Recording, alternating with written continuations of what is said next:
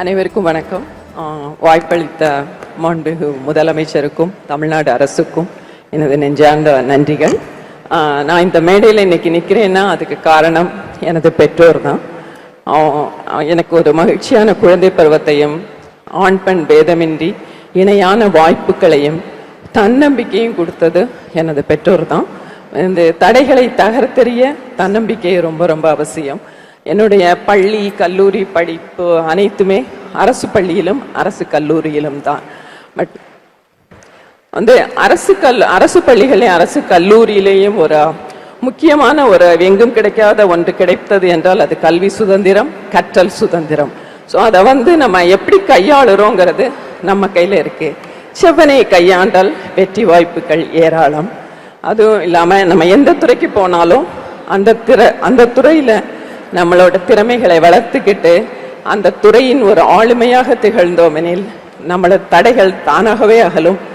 அது வெற்றி வாய்ப்புகள் ஏராளம் கிடைக்கும். அண்ட் அதில் வந்து நம்மளுக்கு கிடைக்கக்கூடிய அங்கீகாரம் நம்மை வந்து சேரும். அப்புறம் வந்து எனக்கு கடுமையான உழைப்புக்கும் விடாமுயற்சிக்கும் வந்து ஈடு இணையே கிடையாது. கடின உழைப்பு என்றைக்குமே தோற்காது அப்படிங்கிறது நான் ஒரு எடுத்துக்காட்டுன்னு நினைக்கிறேன்.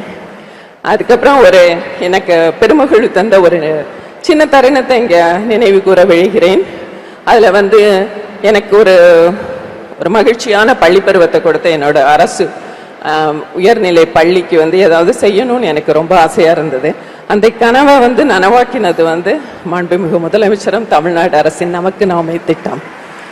அந்த திட்டத்தின் மூலமும் என்னுடைய பங்களிப்பின் மூலமும் எனது பள்ளிக்கு ஒரு 2 வகுப்பறைகள் கட்டி கொடுக்க என்னால் முடிந்தது. மிகுந்த நன்றி முதலமைச்சருக்கு.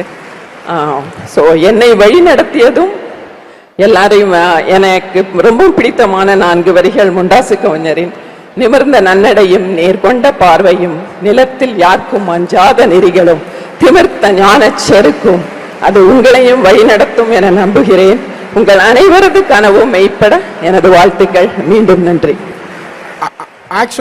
ஆக்சுவலா மேடம் ரொம்ப மாடஸ்டா பேசினாங்க.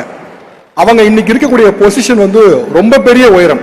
இஸ்ரோவுடைய ப்ராஜெக்ட் டைரக்டர், அதுவும் குறிப்பாக மிஷன் டைரக்டர், குறிப்பாக ஆதித்யா L1 மிஷன் டைரக்டர். அவங்க செய்யறோட பணி என்ன தெரியுமா? சூரியனுக்கு பக்கத்துல போய் சூரியன் என்னென்ன விஷயங்கள் பண்ணுது, ஏன் சூரியனுடைய வெளிப்பகுதி ரொம்ப சூடாக இருக்கு அப்படின்னு ஆராய்ச்சி பண்ணக்கூடிய மிஷனுடைய தலைமை. இவர்கள் அரசு பள்ளியில படித்தவர்கள். She is a gem of government school. Wow. Thank you, ma'am. Thank you so much for joining us on stage. இந்த அழகான வார்த்தைகளுக்கும் எங்கள் மனமார்ந்த நன்றிகள்.